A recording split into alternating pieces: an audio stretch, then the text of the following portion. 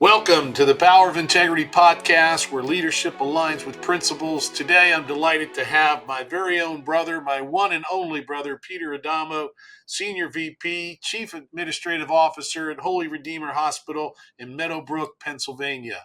Pete, welcome aboard and thank you for joining me today. It's nice to be here, Ralph. I'm proud of you. Thanks for inviting me. I'm really feeling very valued right now. Thank you. Very cool. Well, today we're going to have a conversation about integrity, but before we get there, our audience would like to know a little bit about you. Can you kind of tell them about your personal professional journey that's led up to today, sharing any of those highlights and mile markers along the way in your career? Okay. Well, I grew up in New Jersey, same house you grew up in, right? My father was from Italy, came here in his 20s, met his wife and my mom, Jean, who I kind of patterned a lot of my day and some of my values after her and the things that she represented. Um, did very well in math and science, so I pursued an engineering degree. Um, And then you and I went into business for a little bit of time. It was not engineering. I got out of engineering, and it was hard to get back into engineering. So I ended up in hospital administration in my late 20s. Never looked back. I've been doing this for 30 something years, progressively adding new and different responsibilities. And I would say that I'm probably in the last 10 years of my career right now. And what's most important to me is not promotion, it's really about doing something special. And when you work at a hospital, you begin to realize that, it's a challenge. Making ends meet in a hospital is not easy. It's never been harder, I would say, in the history of hospital management to make ends meet, and it gets more complicated every day. And I'm just proud of the fact that I can help and bring some of the tools I learned in engineering back to decision making and process improvement here at the hospital, because what we do each day really does matter. And it's kind of nice to know that my work is meaningful.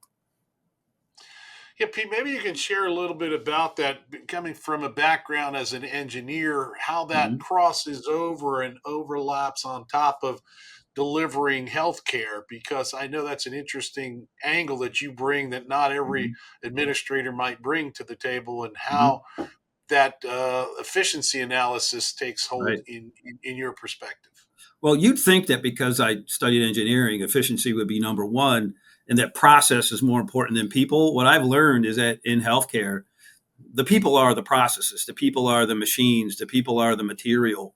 And what we learned in engineering school about all those things, about the process being designed first and the people fit into it, most things that happen in a hospital are delivered by human beings onto other human beings with very little automation along the way. So if your people are not well trained, they're not engaged, and they're not really got the right heart to do what they're doing, then nothing will work. And I've almost turned things inside out. What used to be an 80-20 principle, which is 80% process, 20% people, is now just the other way around. And, if you get good people, you get them pointed in the right direction and you give them the support they need, they typically do a good job. But if they're disengaged or they don't have the tools they need, they're never going to be able to deliver care the way you want to. And this is much different than, say, aluminum. I was at General Dynamics years ago, and that was my fabrication shop that I was responsible for. And we toiled over waste of aluminum. Think about this. Here at the hospital, you're talking about people's limbs, people's brain tissue, people's heart tissue. You can't afford to make mistakes here. Yet, some of our processes are less sophisticated in guaranteeing consistent, reliable, and predictable outcomes. So, anything I can do to bring a little structure to the day while understanding that it really is good people doing good things all day that make the biggest difference. If I can help their day be a little less complicated, a little simpler, and a little easier to administer, that's my big return here. Wonderful. Well, I've got a curiosity. I think along the way, if memory serves me, you spent some time not from the inside of a hospital, but from healthcare consulting with one of the Mhm. big four accounting firms that had a consulting arm in healthcare. Maybe you can Mhm. expand a little bit on that and what that did to help you understand running a hospital. Well, I was in the hospital business for a period of time, and then I thought that my career would lead to consulting work. I was reading books written by Tom Peters and others who had, done great work enlightening people on best processes and the importance of striving for excellence in all you do. And by having the ability to go into multiple organizations each suffering with different difficulties, because you typically don't want to invite a consultant in if everything's working well. And you learn that there's a number of ways to get things done. It's not always one way. And it lets you realize that there's always a solution to the problem, sometimes three and four. And then the difficulty is which of the options should you choose? It's amazing how much time you can spend debating which approach you should take. But if you've got values at the base of your decision making, and you know that there are certain things that are really important, and I got to tell you, this is the first time I've worked in a faith-based organization. Some of our decisions are guided not on financials alone. They're guided on what's best for the folks that we serve, what's best for our people. We're in the middle of a turnaround right now, and one simple thing to do is just start cutting staff and cut back hours and taking wages away. We're not going to do that. We're going to have to figure out another way to do things. Another organization might manage this moment very differently than the way we have to, which means we have to be extra smart. We can't pull all the usual levers that everybody else pulls. We're going to have to be a little more creative. And I think in the long run, it builds a more solid foundation, because an organization like us with 1,000 folks that work at the hospital, we're only as good as the 1,000 people that work here. A policy can't get us through this. A decision on a financial matter is not going to solve our problems and take us to the promised land. It's really keeping the people that are here already engaged, and then bringing in additional talent that can help with the cause. I hope that answers your question. Yeah, absolutely. We're exploring this. When you think about the word integrity and its Mhm. application in a hospital setting or a healthcare setting with individuals, what comes to mind first for you? Ooh, I can think of a personal challenge. I needed surgery a few years ago for an injury I sustained on my knee. And when I went in for surgery, I was arguing with my orthopedic surgeon. I don't really want surgery. I don't want any of this. Right. And I wasn't even afraid of being cut. I was afraid of not waking up from anesthesia. I had heard some horrible stories that one in so many people don't ever come out of it. And so I'm thinking I'm that guy. Right. So uh, right before I'm supposed to go into the OR, they check my blood pressure and it's through the roof. And they're like, we can't send this guy into the OR like this. Right. So the anesthesiologist comes over, and he's a guy that I used to see at the gym, kind of long hair, looked like a surfer. Right. He goes, I'm your anesthesiologist today. I hear your blood pressure's way up. Right. Goes, yeah. I said, yeah, it is. I said, are you nervous about something? Does it usually run at this level? I said, no, it really doesn't. I'm pretty normal, 120 over 80. He says, well, you're like twice that right now. He says, I hear that you're a chief executive officer at a hospital. Yeah. He says, you're used to being in charge of things, aren't you? And in control at all times, aren't you? Yeah. I said, yeah, you're right. He says, you're not in control right now, are you? I said, no, I'm not. He says, well, I am. Right. And I've been doing this a long time. He put his hand on my knee. Right. And he said, I am going to get you through this. I do it all the time. And if you can just promise me that you'll trust me, right? And I'll see you on the other side. I'll get you through this, right? And all of a sudden, my blood pressure came down. And while that may not be the best description of integrity, but it's a great way to describe how it is that people who know what they're doing have the capacity to do it well, and others trust them, which I think is the real basis behind integrity. Is you build trust, and by doing so, you can get things done that you might not otherwise get done without that trust. Yeah. I often ask our leaders, or especially our business leaders and our nonprofit leaders, those directors, those officers, when you think about integrity, what type of impact would you say it has on your style of leading and those that follow? So kind of both sides Mm. of that, if you could share. Yeah, well, the first thing you learn is don't make a promise you can't deliver, because then it's really hard to have integrity, because you said you were going to do something and then you don't. And I think early in my career, I was so gung ho. I'll promise you, I'll get it. And then you realize, like, dude, you don't have complete control over this from start to finish. So be careful what you promise, first thing. And if you do promise something, make sure you deliver, or make sure you go back to whoever it is you made that promise to and explain what it was that prevented you from delivering on that promise. That's probably the first thing you do. The other is that as you begin to move swiftly in delivering on your promises, all of a sudden it sets a tone, a culture begins to develop. Now, if I, as a leader, can't deliver on anything I promise, what makes everybody else feel like they need to?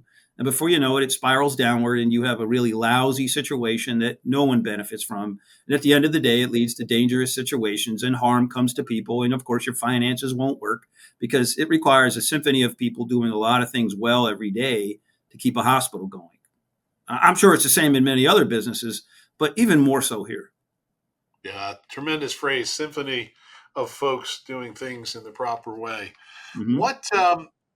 What impact do you feel integrity has on the loyalty of employees? Never mind the patient group.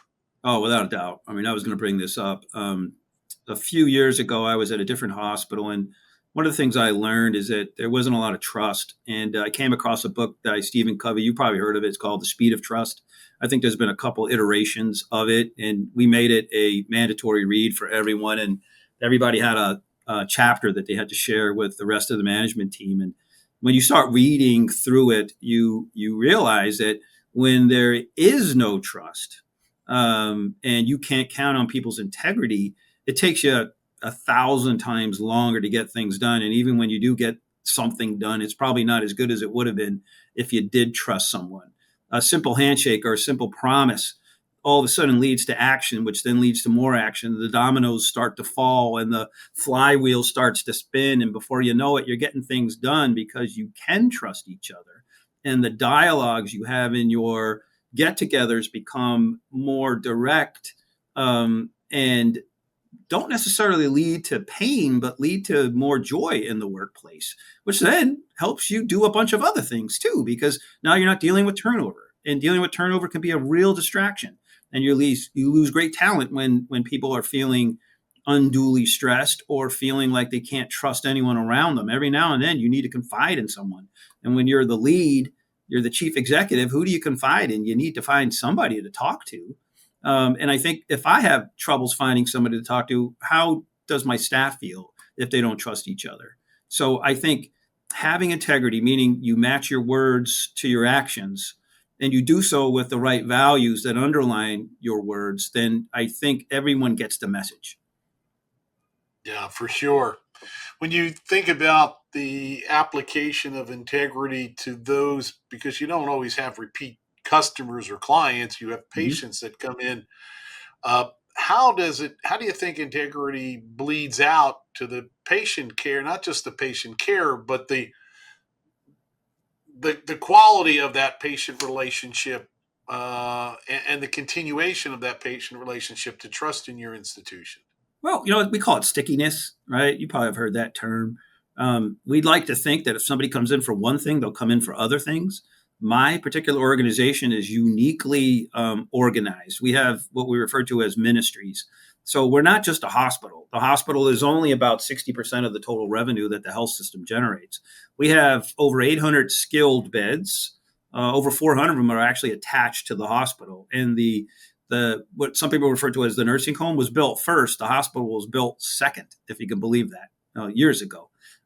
We have an entire home health and hospice program that we also do quite a bit of work with. At this point in time, there's over 600 people in home health that are receiving those services across state lines into southern New Jersey.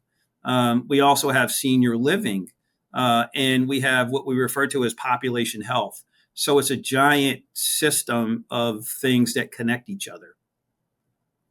That's And each interesting. time we try to get a touch here, we want to make sure that, did you know about everything else we do? And just today we were talking about, well, what makes us different? We're very uniquely positioned to help the more senior person living in our community because we have everything they may need. Yeah, the fact that you are oriented in faith based and you use the terminology ministries Mm-hmm. has got to elevate the notion of integrity in that environment, I'm guessing. And maybe you can expand on that a little. Yeah, every major meeting we have, we silence our minds and someone will recite a prayer. It doesn't have to be a very holy prayer. It's not like you're reading from the Bible, but it's a prayer about having the wisdom and the courage and the patience to do what's right every day. And it reminds you that, this is important stuff and that we can't abandon those principles. I love it. I wish I had found a faith based organization sooner in my life. Yes. My faith based orientation came in college at St. Joseph's University, probably Yeah. not too far from there. Hmm. Yeah. Interesting. I think you did parochial school when you were young Oh, for your well, it faith wasn't based. long. We ended up moving. That's when we ended up moving to New Jersey. I was 6 years old. It was a frightening experience. I was afraid of the nuns. It might have been what contributed to that high blood pressure. Yeah, I think you're right. It scared me into it. Well, one of the things that I always love to ask about is when you think about the things that you learned along the way and some of those insights and those keepers that you would share with the younger group. If someone was saying, hey, as a mentee to you as a mentor, what are some of the things that I should know to help accelerate and put me on a fast track and on a good solid track? Mhm. What are some of those things that come to mind for you? Maybe I'll start with the opposite. It's like, what are some of the things you shouldn't do when you're young, right? That could crush your ability to grow, right? Or prevent it from ever gaining any momentum is don't be labeled as someone that doesn't have integrity early on in life. I think if you have clients, you have friends, you have things you do where you've built up capital with people and they know you and they know that you're a good person. But when you're young, people don't know you. And if you come out of the chute doing something that causes them to pause or scratch their head or raise an eyebrow, you don't have any capital to fall back on. They may not give you a second chance. But someone like yourself, who's been around for years and has plenty of clients that trust you, if they hear something that's not quite perfect about you, they'll at least call you and say to you, "Is this true?" When you're young and don't have that capital, you're unlikely to get that phone call, and you're going to be labeled and cast as someone that is probably not trustworthy, which is essentially, the lack of integrity. And I think that would be the first thing I would tell someone young to do is make sure that in everything you do, particularly now when you don't have any capital reserve built up with anyone, anywhere about anything, make sure that everything you do, 100% of everything you do, is with integrity, right? Live up to your word, do it with solid values at the base. And if you ever jeopardize it, be quick to restore it and do whatever it takes to get it back. That's the first thing I would say. Other than that, it's like just do what's right every day. And I'd also say go one step further, be grateful, especially if someone does something for you. Yeah, when I visit with folks that come on the show, I often ask them about a situation, if they could share a situation where the opposite of integrity, where the counterparty that they were relating with sooner or later exposed themselves for lacking integrity and how that whole situation worked out. Is there something that comes to mind you might want to share with our audience about an Hmm. incident without breaching any confidences Yeah. about the individuals and kind of sharing how that went and how you had to meander it and stay anchored in your integrity while you saw some things not working around you? Um, you know, there's been a few situations where you get clues early on about how someone may not be acting with integrity and character. And I'm a pretty forgiving guy. I want to give everybody the benefit of the doubt. And I have to catch myself these days because I'm in charge of, you know, a pretty big operation here, and I can't let some sort of diabolical behavior derail anything we might be doing. And if it happens, it has to be caught quickly. But I do remember a situation where, and it wasn't pretty, where we had to release a physician from the medical staff. And that's not an easy thing to do to revoke someone's privileges. They typically are not going to give up their privileges without a fight. And we had discovered that this individual was doing some things that were not quite right without saying too much. I would see him every now and then. I would try to encourage him. I was friendly to him. But as the evidence mounted, we had to work with our medical staff to go through a fair hearing process and eventually let this gentleman go.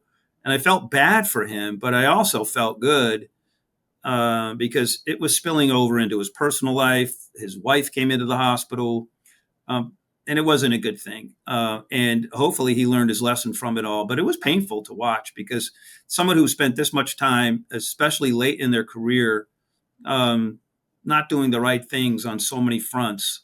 And the only thing I could say to myself is that maybe we should have taken action sooner. But the truth is that we minimized the harm and did the right thing eventually. But I can tell you that in medicine, sometimes we try to, and this is a good quality, we try to help. Otherwise, you wouldn't have gotten into this field. But sometimes helping too long can be hurtful. Yeah. Is there anything else that's coming to mind you'd like to share about the topic of integrity that I haven't asked you about? Well, it's all about doing the right things, even when it's not convenient.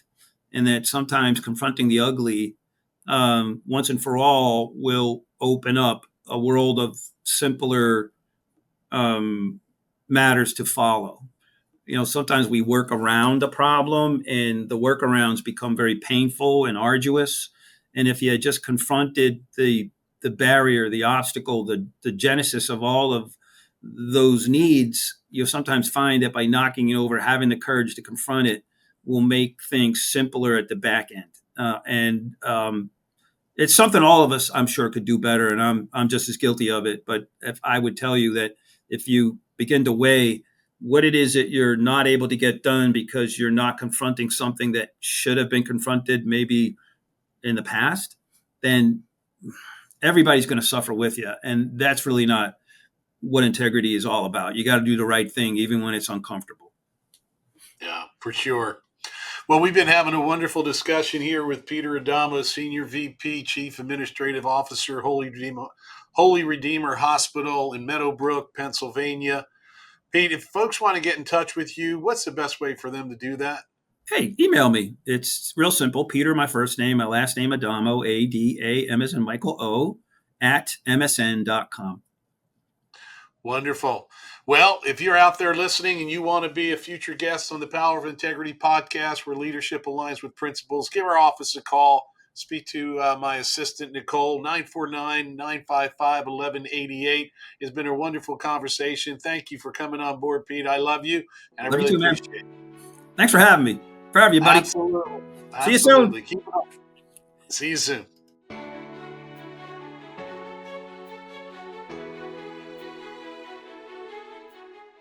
The information presented in this program is provided for informational purposes only. The information is believed to be reliable, but no guarantee of accuracy is made or implied. Expressions of opinions are as of this date and are subject to change without notice. The information in this material is not intended as tax or legal advice. Please consult a legal or tax professional if investing involves risks, including possible loss of capital. Ralph Adamo is registered with the securities and are offered through Kovac Securities, Inc., member FINRA. SIPC 6451 North Federal Highway, Suite 1201, Fort Lauderdale, Florida 33308. Telephone number 954-782-4771. Investment advisory services are offered through Kovac Advisors, Inc. Integrity Wealth Management is not affiliated with Kovac Securities, Inc. or Kovac Advisors, Inc.